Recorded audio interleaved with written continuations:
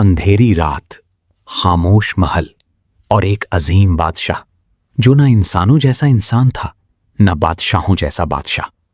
اچانک ایک سوال پوری تاریخ کو ہلا دیتا ہے۔ کیا کوئی انسان ایسا بھی ہو سکتا ہے جسے اللہ نے ہوا، جنات، پرندوں اور جانوروں پر بھی حکم چلانے کی طاقت دے دی ہو؟ اور پھر سب سے بڑا راز، جب اس کی سلطنت اس کے ہاتھ سے لمحوں میں چھن گئی تو وہ کہاں گیا؟ یہ کہانی ہے حضرت سلیمان علیہ السلام کی، ایک ایسی سلطنت کی جو انسان کی نہیں، اللہ کے حکم کی علامت تھی۔ حضرت سلیمان علیہ السلام اللہ کی نبی اور حضرت داؤد علیہ السلام کے بیٹے تھے۔ اللہ تعالیٰ نے انہیں ایسی بادشاہت عطا فرمائی جو دنیا کی کسی بھی سلطنت سے مختلف تھی۔ قرآن مجید میں اللہ تعالیٰ فرماتا ہے کہ انہیں علم، حکمت اور عظیم سلطنت عطا کی گئی۔ ان کی حکومت صرف انسانوں تک محدود نہیں تھی، بلکہ جنات، پرندے اور ہوا بھی ان کے حکم کے تابع تھے۔ ایک دن حضرت سلیمان علیہ السلام اپنے لشکر کے ساتھ روانہ تھے۔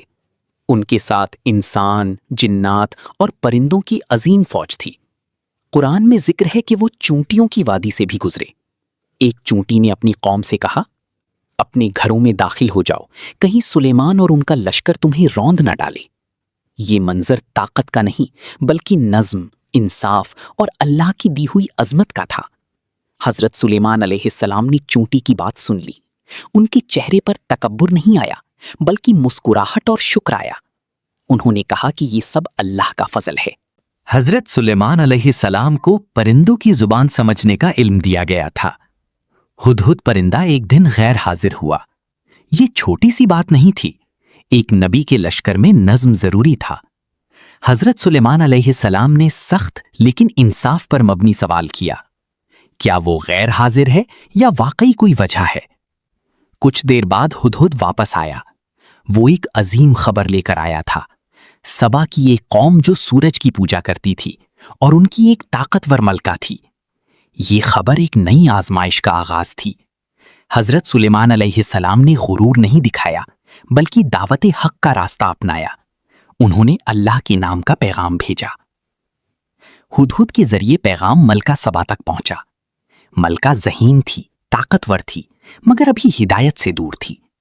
اس نے تحفے بھیجے تاکہ سلیمان علیہ السلام کی طاقت کا اندازہ لگا سکے، لیکن حضرت سلیمان علیہ السلام نے کہا، اللہ نے جو مجھے دیا ہے وہ تمہاری مال سے بہتر ہے۔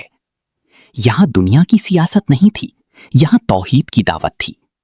ملکہ نے آخرکار حضرت سلیمان علیہ السلام کی دربار کا رخ کیا، اور وہ منظر، جب وہ محل میں داخل ہوئی تو اسے اندازہ ہوا کہ یہ کوئی عام بادشاہت نہیں، یہ اللہ کی عطا کردہ سلطنت ہے۔ وہ سچ کو پہچان گئی اور ایمان لے آئیں۔ حضرت سلیمان علیہ السلام کی طاقت کا سب سے حیران کن پہلو جنات تھے۔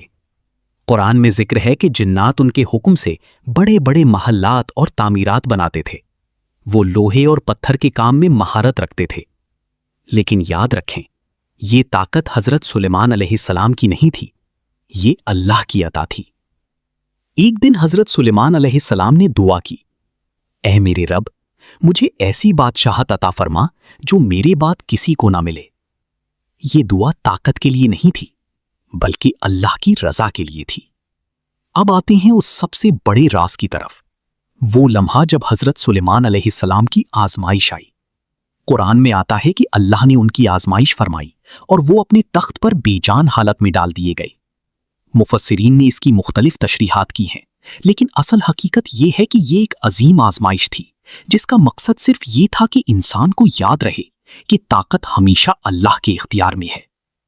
حضرت سلیمان علیہ السلام نے اپنی بادشاہت کو دوبارہ سمجھا کہ سب کچھ عارضی ہے، اصل طاقت صرف اللہ کی ہے۔ وہ دوبارہ اللہ کی طرف لوٹے اور ان کی سلطنت کو مزید استحکام ملا۔ یہی اصل سبق تھا کہ نبی بھی اللہ کے بغیر کچھ نہیں اور بادشاہی بھی اللہ کے حکم کے بغیر کچھ نہیں۔ حضرت سلیمان علیہ السلام کی کہانی ہمیں یہ سکھاتی ہے کہ اصل طاقت دولت، حکومت یا اختیار نہیں، اصل طاقت اللہ کی اطاعت ہے۔ اگر انسان تکبر کرے تو سب کچھ چھن سکتا ہے، اور اگر انسان شکر کرے تو زمین اور آسمان کی برکتیں اس کے قریب ہو جاتی ہیں۔ آج ہم بھی اپنی زندگیوں میں اسی سبق کے محتاج ہیں۔ طاقت، علم، دولت سب کچھ ہو سکتا ہے، لیکن اگر دل میں شکر اور عاجزی نہ ہو تو سب بے معنی ہے۔ اصل کامیابی اللہ کی طرف لوٹنے میں ہے۔